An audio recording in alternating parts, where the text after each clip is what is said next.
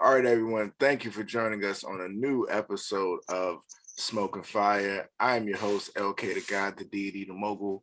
And before I get to my co-host, I would like to tell everybody to please subscribe on YouTube, subscribe on Spotify and Apple Podcasts, and subscribe on Audible, subscribe on Castbox, subscribe Pandora, everywhere people listen to stuff, not only with their ears, but with their hearts. Now, to my co-host. First, we have Bubsy Wubsy with the hair out, pinkies up, and he drinks the manliest liquor ever, Bubsy Wubsy. We have Seif God. If you need some album art of a god, you call Seif God. What's up? Also, we have Timestamp King, Mac Ryan, C Jizzle, live from Liberty Sizzle, aka Puff. Oh yeah, He muted again. Right. Cherry Pie, live present, and on mute. Okay. Now, we wanted to talk about the Batman trailer. The Batman runtime. Yeah, hours and 55 minutes. Like they're going full Batman in game. Hold your bladders. I'm excited about. I want more movie, and it seems like they wouldn't release a movie that long unless they were really confident in those early screenings. That movie has to kick ass if they're willing to put out a 3-hour Batman. Yeah, I actually really agree with that. I remember people were having issues with the Spider-Man movie, and look at how that turned out. And that was a little bit longer, but I agree. Ever since the Snyder Cut, now they're getting real big in their britches in a good way. It's like, if you're releasing a 3-hour movie, it's because you think you can make me sit for 3 hours, or they're just trying to bring intermissions back. Oh man. So how y'all feel about it? It's 3 hours. It's a 3-hour Batman movie.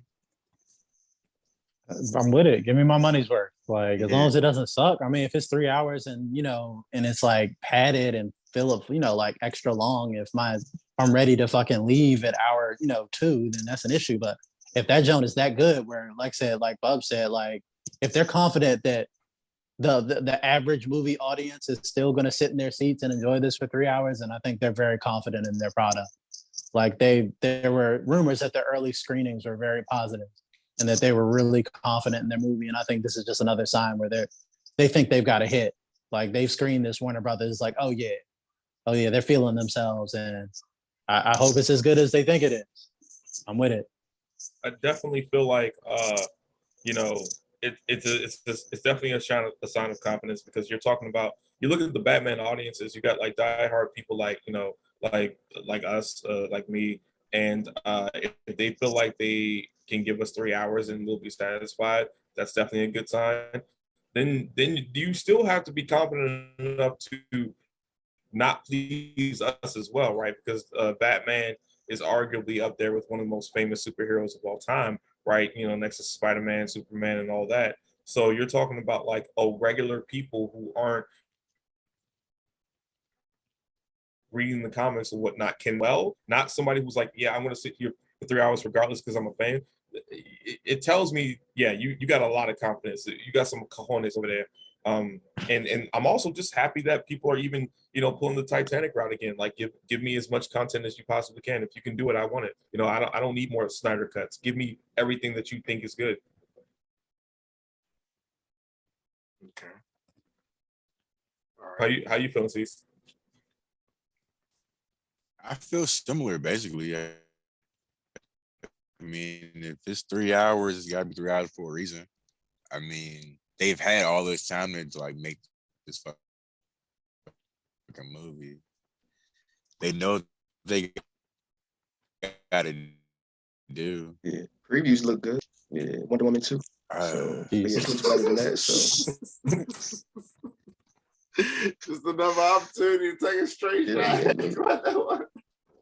Still better than Captain Marvel. True. Yes, True. A lot of things better than Captain Marvel. All right. I gotta say, I'm really surprised that I'm looking forward to Robert Pattinson. I don't know. And yeah, right. I feel like Batman has had a bad track record, aside from I was about to say Kristen Stewart, but, aside from Christian Bale. We have, hadn't had a good Batman other than Christian Bale for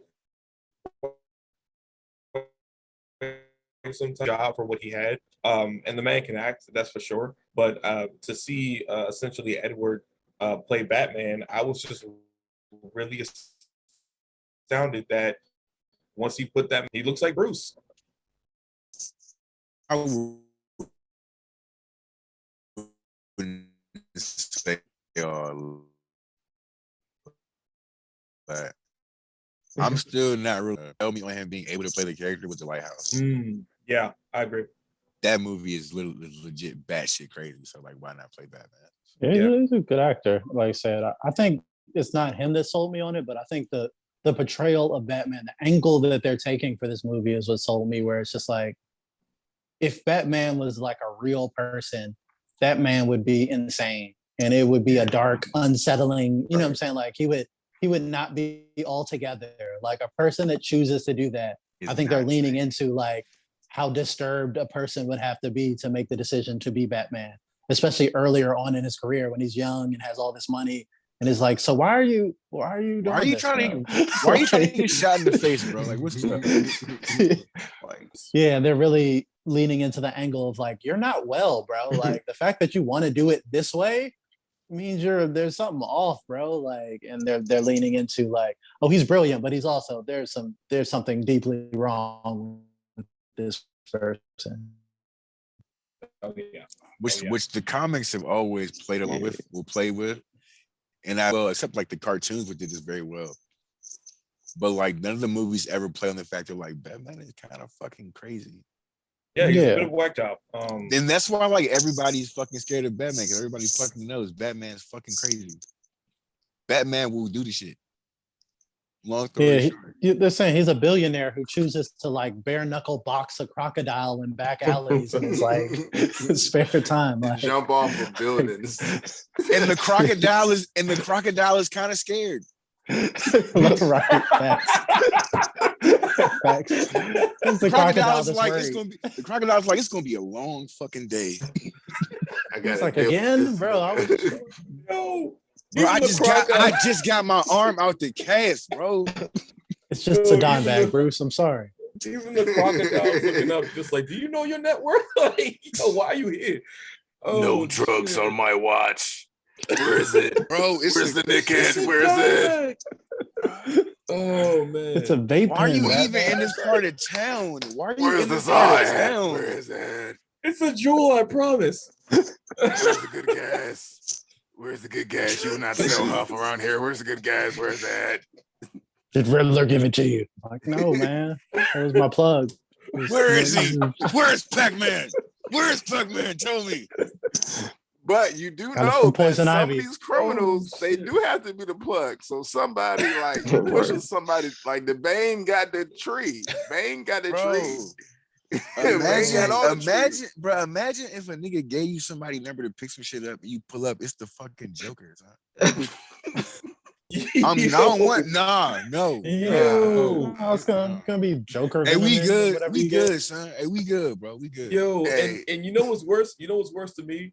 I'm not gonna lie. I'm more afraid of Jared Leto's Joker than Heath Ledger's Joker. Because he'll pull up just like give you the shit and go about his day. He's doing this for the money to do something. Jared will probably come up like, I'll give you pull up like, you know what I mean? Just you pull up on like Jared Leto's Joker, and he's just outside with the RPG, with just playing with it. No. He's outside playing with a rocket launcher, and he might just blow you up on accident, all on purpose. You go to basketball, and he's like, hey, I'm pretty convinced. Hey, you like guns too, bro? Yeah, I'm pretty convinced his take on the Joker is like, if you do the Joker but on meth, that's your Joker. Yeah.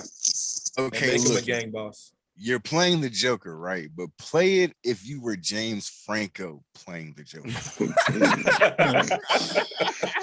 Yeah. Oh man, yeah. But yeah, all in all, I'm definitely excited. The only thing I'm kind of worried about is I just don't need a Bruce Wayne masturbation scene. Just because, like, well, you know, that's the thing. Why would we get one? Like, wait, I'm confused. Yeah, where Like, are we? y'all didn't know about that? No. I mean, I know about the Bruce Wayne dick scene, but I know about the master. Well, I didn't know about that, but I didn't know about neither. Nah, Just Edward has crazy. a propensity of he's done it on 3 movies now. This most recent being the Salvador Dali, but Edward has a propensity to actually masturbate when they have masturbation in the script on at least 3 of his movies. So like, okay, so Why like would- that's wait. Okay, so first, okay, let me. So that's the thing that Salvador Dali actually would do. yeah, So that's just already weird there.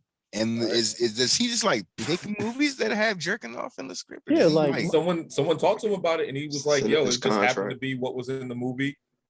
He didn't know. The only movie he knew that it was going to be in the script was Salvador Dali. So the previous ones he didn't really know, but they worked it in there.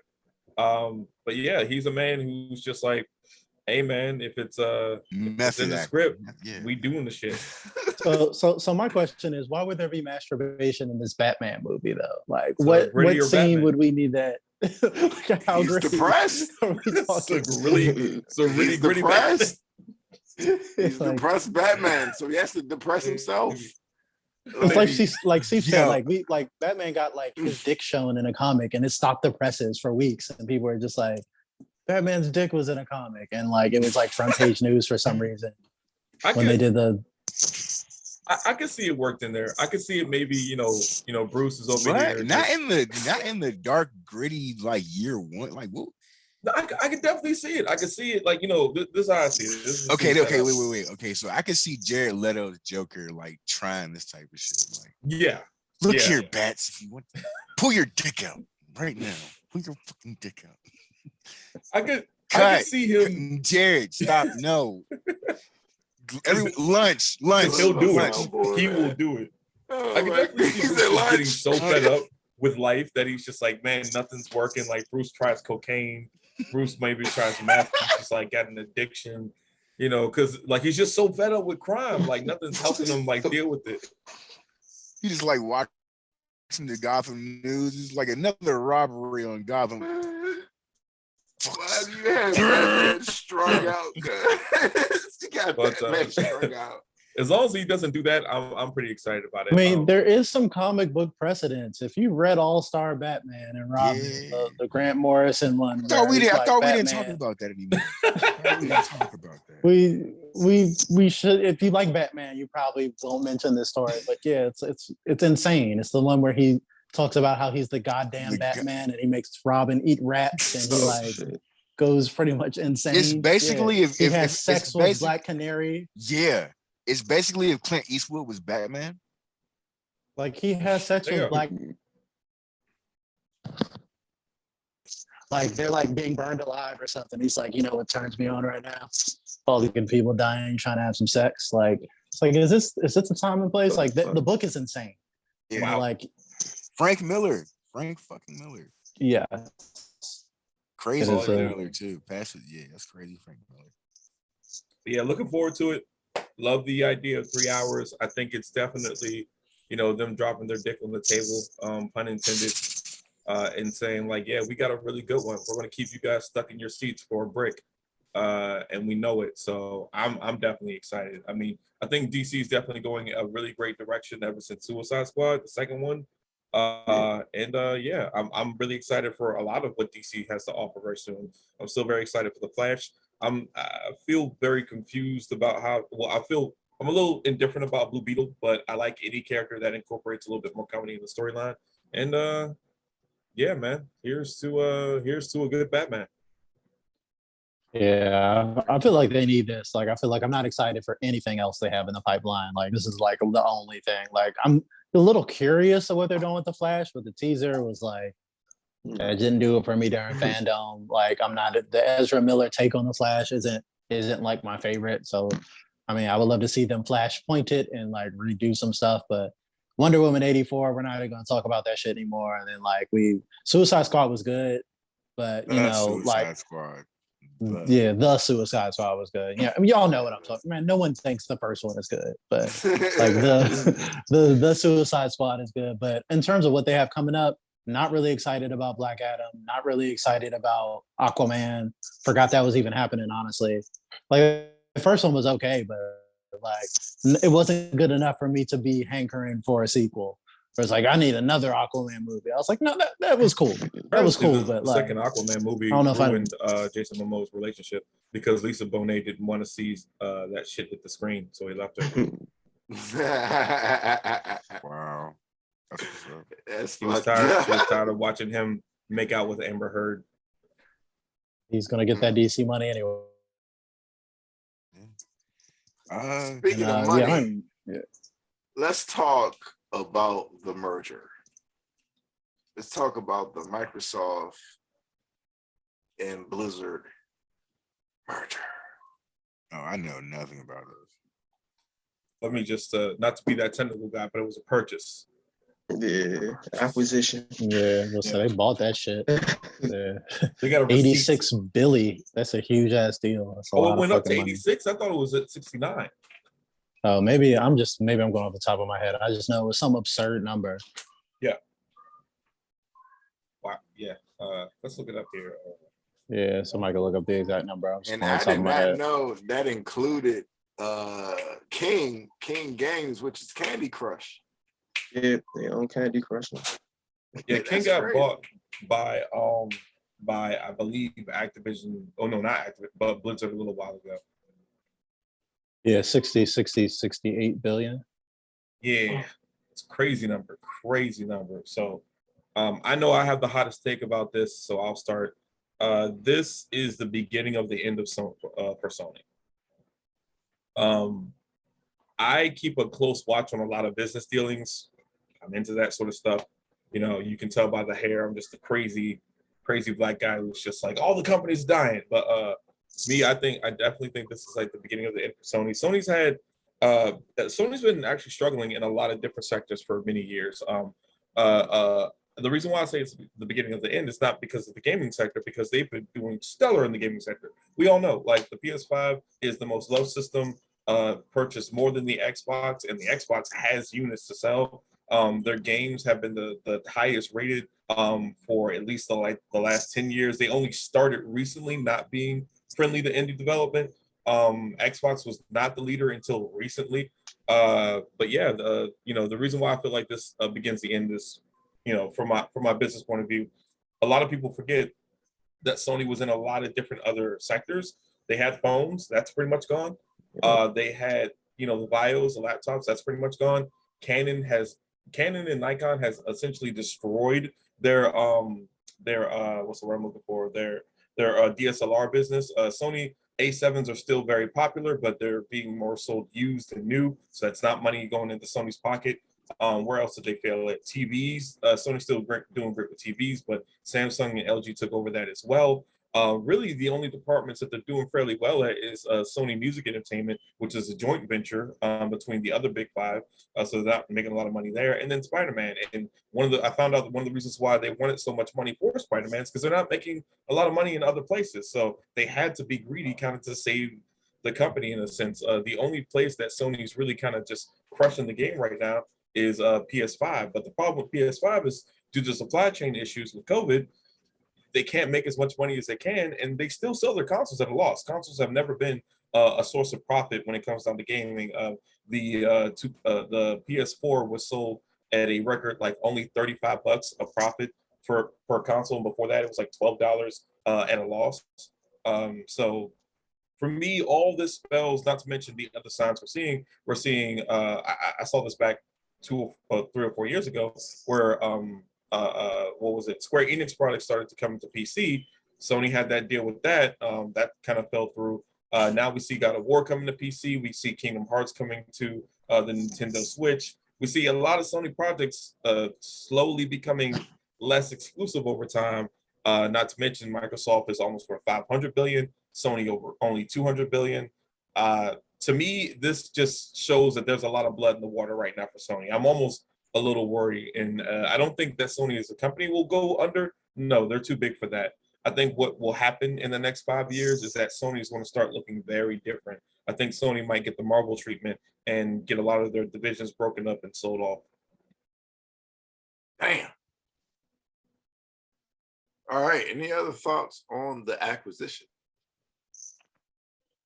I mean, with most of these corporate acquisitions, it's going to be too early to tell what actually happened. Similar to like when Marvel got bought, like you're gonna lose a lot of great things with a lot of projects that were being worked on that aren't, that the parent company that just bought the company has no interest in.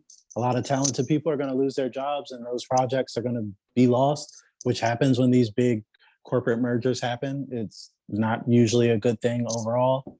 So like that's initially, but like in terms of the exact impact it's going to have, it's going to be a wait and see situation. Obviously, there's going to be some changes and some upgrades that happen on the Microsoft side, but I wouldn't say that Sony would have anything to be worried about specifically yet. Like it's just too early to tell, honestly, about.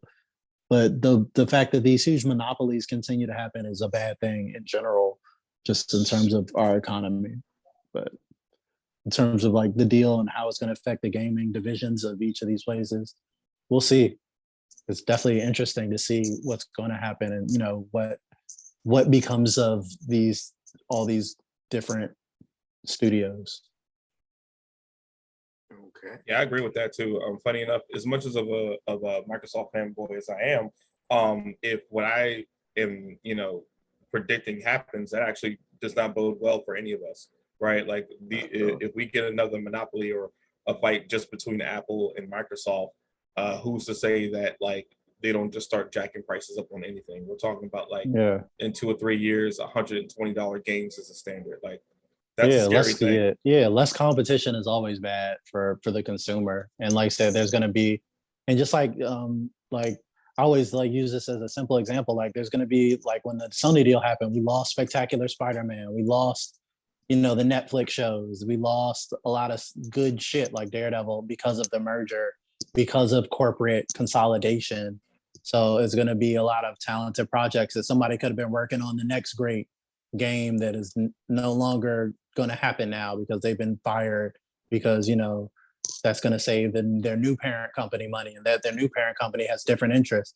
It happened when I worked for the Gaylord Hotel too. Like the Gaylord was one thing, and then Marriott bought us, and then all of a sudden things started to look real different. So like you just never know what the interest of the company that buys your company. It's like they run the shit now. Once you sold it off, like you lose that creative control. So a lot of those talented creatives will no longer have control, and now that's going to be an issue. Okay. I got a question for you guys really quick. Given the history of Microsoft buying Bethesda and them saying that like we're not going to make Elder Scrolls exclusive, and then they made Elder Scrolls exclusive, and they say that they're not going to. Phil Spencer came on and was like, "Hey, we're not going to make Call of Duty exclusive." Do y'all think that they're going to make Call of Duty exclusive? I'm going back and forth. I don't know. I don't think so. Right now I don't think so. I think it's too late for that, like to try to put that cat back in the bag. Yeah, most of the time I think they wouldn't, but then I'm like, why? I mean, it would make sense. Like, why else acquire them? I mean, you want to build up your Xbox brand. If you want to play Call of Duty, one of the most popular games in the world, you got to buy our shit. I think people will buy it. But then again, I don't know, because they're making it so that you don't even need to own an Xbox at all to play Xbox games. Yeah. So like, are people really going to buy Xboxes for first-party games that they put on Game Pass anyway? It's like a Netflix subscription at this point. You can play it on your phone. Yeah, I'm looking at my purchase of Halo Infinite right now. Like, why did I do that? It was free. Yeah. All right. Is that everything on the acquisition? All right, let's do a couple quick hitters. Let's talk sports. Football. Who y'all got in a bowl? Cowboys shit themselves. We all know by now. Now we got what games we got left? We got the Cardinals left. You got the Titans left. Oh, the Cardinals, they just got eliminated. We got the Titans left, right? Yep. Rams still in. Yep. Yeah. Tom Brady's still in. The Bucks are still in. Packers. Packers. Yeah, Aaron Rodgers. So who do y'all have in the Super Bowl? I don't even care, bro. NFL season has been pretty fucking whack to me. I'm over it. I muted my mic at that point. I echo that. Like, this has been one of the weirdest, most like it's too much controversy right now. It's too much going on, like with COVID, with the players. The players are getting younger, so they're doing more stupid shit. Like, every time I'm watching any team, that half the time they're talking about what trouble that the players are getting in off the field, and I'm like, I hate to say it, but back in my day, we just watched football. Like, it's like somehow the league is getting like more racist as the time goes on. It's like we have less black coaches than ever. Like, and the one black coach we have left he hasn't had a losing season in 15 years. So it's like that's the standard you have to be to like keep a job as a black coach in the NFL. With a league that is 70% black. Yeah, it's like it's a weird sort of racism. Like, it's like less black coaches than ever, but more black players than ever. And now there are people mad about the black coaches, and then like there are people mad about the black players, and it's getting too political. Yeah, like we all know like what's going on with this Deshaun Watson shit. The coach was black. He got fired this first year after like all of that shit that happened. Had nothing to do with him personally. Like, his quarterback was gone for the whole season because sexual assault allegations. So he got fired his first year. Like, come on. It's pretty terrible. Yeah. I got the Rams winning the Super Bowl. Yeah, I got the. It's a bad choice. I got the Titans winning the Super Bowl. I'll probably go with the Rams. I can't bet against Tom Brady. I gotta go Tom Brady, man. All right. Basketball. What's going on in basketball? The Lakers still suck. Awful. Yeah. Does anyone watch the G League? I watch the G League all the time. Yo, I'm actually like, what's happening in the G League is getting weird, but also more entertaining. Because funny enough, I know we were just talking about like, oh, we don't really like the politics in football, but it's interesting now with the G League that you have sort of like you know how you have like that sub deck in Yu-Gi-Oh? That's like how I look at the G League, where it's like, this is where you put the people that you may or may not need, and you don't really know what to do with them, and they have like these other issues with them, but this is where they're going to play in case you need to, you know what I mean? Like, and I've been getting a lot more into those games lately. Didn't know that Blake Griffin had a brother. Yeah, man. Because of COVID, like the G League has been essential. There would be no season without the G League. There's motherfuckers getting called up left and right, phones blowing up. Just playing for like 3 teams in a week. Like, that shit is crazy. Like, so just COVID and like they have like these special like hardship exemptions now because so many people are out. So like the G League has kept the league afloat. We've got some great stories. We got Lance Stevenson and people like that coming back. A lot of vets. Yeah. Like I said, like you said, it's an interesting mix of people in the G League. It's like really raw players who are really good, but like don't really have like a role or like are missing like one thing, or like rookies or like super old vets who have been out the game trying to get back in the game. So like the G League it's fun. If you're a hoops fan, like you realize that those players can play. Some of them just need a role on a team. Like they could step in immediately and be good. A lot of players that are like good now are coming. There are more and more G League players that are stars and star caliber players like Fred VanVleet, Pascal Siakam. Like you could name like 1 or 2 on like every team now. That it's like the G League is a great farm system. They've done a lot with it the past few years to make it viable. But yeah, and the Lakers got to keep a few G Leaguers like starting on their team. Like they're awful. Like we're gonna go back to the Lakers. Russell Westbrook got benched in the 4th quarter for the first time, and they're lost to the Pacers. And that Russ is going out sad. It's bad. And like I expected he wouldn't age well with his game and as he loses athleticism, but this is sad. Like, and this might be a hot take. I was talking to my boy about this, but I think Russ should retire, bro. I think he needs to retire after this season. Not. Come on now. Wait. How many? And I'm explaining why. Like because like most players as they age, especially when they lose athleticism, they have something to fall back on. They have skills, like, or they adjust, they evolve. Yeah. They learn to shoot, like Jason Kidd did it. Like a lot of players do when they get older. They learn to shoot off ball. They learn to do other things. Westbrook refuses to evolve. He's trying to play like he's 23 years old still. And he has no skills. He has no floater. He can't shoot free throws. He can't shoot threes. He turns the ball over like an insane rate. He's number one in the league in turnovers by a lot again. And he can't defend. So like he goes so fast, his floater will land in the 8th row. That's that jump would just fly off the backboard. Like he has no control. So it's just like at this point, after all the things I named, what is he bringing to the table other than he's running around getting a bunch of rebounds, running around working hard.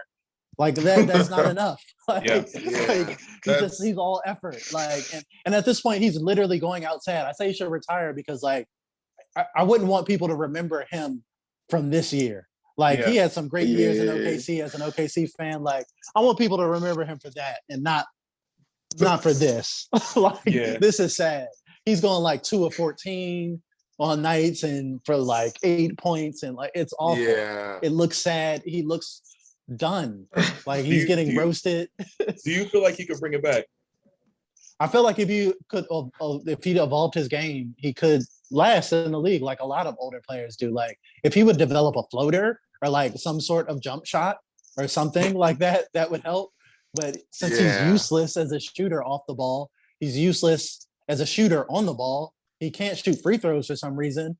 He also, like, for as many assists as he has, he's going to have that many turnovers as well. Many turnovers. Yeah, he way has high more assist turnovers. numbers, but it's like your assist numbers are high, but also your turnover numbers are the highest in the league. Still, somehow, like, how are you still leading the league in turnovers? You're the third option on your team, bro. I feel like this is what happens when your play style is balls to the wall, right? Like when your play style coming into the league is like I'm going to literally outwork everyone. That just doesn't stay very long. You know, I feel like Iverson was also having that same issue of like age hit him a little sooner than the other people, just because like the type of athleticism it takes to. People forget that having handles requires a crazy amount of athleticism. Being able to shift your entire body weight as a 6'2", 3, 4 person, like at the drop of a hat, like you're putting so much pressure on your knees and on your shins that like, bro, you got to be in a level of athleticism that is what earned you that spot. But doing that, time is going to keep up with you. So I agree with you in that sense. I'm at that I realized you're saying like he should retire because like, bro, I still like you. Retire while I still like you, while people still fuck with you. Yeah. That's my take. Like retire and save your legacy. Because right now, all I'm seeing is people just clowning this man for good reason. Like he looks awful. He's just out there getting exercise and turning the ball over. So like, like he's like that one dude. That's all he's doing. That one dude at the court that's like super hyper, but he just all over the place, and he doesn't really have that much skill, but he's super hyper, and he gets all the boards, and he's hacking everybody, and he's playing super hard defense and slapping the ground, and wow, like just all energy. I'll be right back. Hold on. All right. Oh man, but yeah, my take is like, if you want to watch some pretty good basketball these days, definitely watch the G League. Kind of like what CJ said, like a lot is going on in there. You'll learn a lot about. Funny enough, there's a lot of brothers in the G League right now of people. I believe one of the Ball brothers are in the G League. Correct me if I'm wrong. There's 3, but one is in the G League, and he was technically better than both of them. Some stuff happened with him. I think So definitely, if you're into basketball right now, you can't get enough. G League is popping. It didn't used to be, but like G League is definitely popping. Not to mention the games are just amazing. You got a lot of people in there who are just putting down crazy numbers just because the matchups are like sometimes the matchups are awful because these are not like teams that were you got like a specific great player in each spot. So typically like these games can go from really really close to just demonstratively diametrically opposed when it comes down to the points. But sometimes you want to see those games. Sometimes you want to see somebody like literally ball on niggas, and easily one of my favorite things at the moment. Easily one of my favorite things. All right, let's move on to music. What is everybody listening to? Oh, Dirk. Really? Dirk, yeah.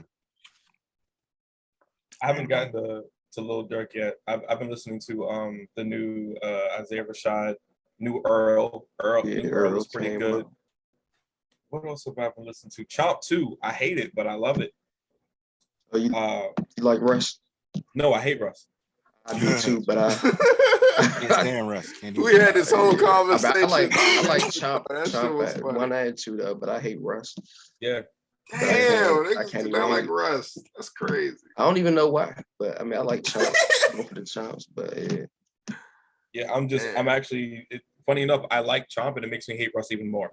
Like, Yeah. it would be. Got the West Side feature, Knife Wonder beats. I mean, I can't be mad at it. You can't go wrong. You got the West Side feature, Ninth Wonder beats, Jada Kiss, Ghostface. Like, bro, Yeah, come on I'm now. about to Like, say they fuck with him. I mean, I can't hate. yeah, that shit's wild. I'm really annoyed with that. Fucking Uncle Al showed up on the Chop 2 album. Like, literally the Yeah, production of like everybody that we loved growing up is on yeah. Chop 2. That's crazy. All right. Fucking premiere.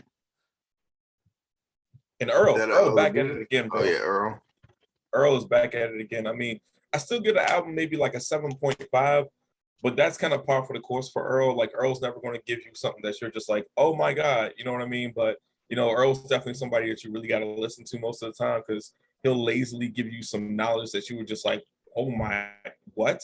But easily a very, very good album. I actually wish that it was longer. Like, I think, what is it, like 12 songs? Yeah, just 12 songs. I was really surprised about that. But overall, how do y'all feel about Corday? You know, from a bird's eye view, came out. You know, this is you know, personally, before y'all even say me, I will admit I have a bias against Corday. I'm liking his new music. I like the direction that he's going, but I'm very annoyed that this is another mid nigga from this area. Like, I'm tired of mid niggas coming out of this area. I'm so annoyed by that. It's getting on my nerves.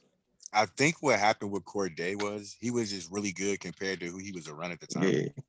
What, the rest of YBM or whoever was like you got to think industry. about like the crowd that he came in with. He was kind of like the Oh, most yeah. lyrical nigga, and They he like was like the think most that lyrical double nigga XL. in that realm.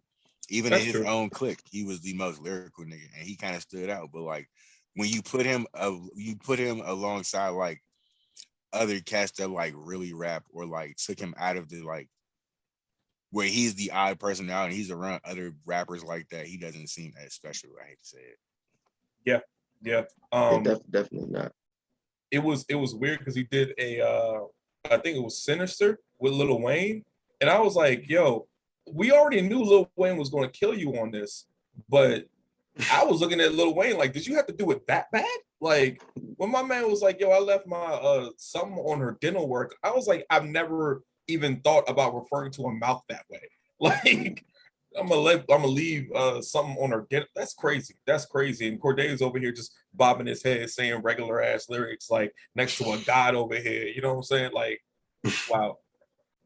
I feel bad for the man. Fucking Wayne, bro. Yeah.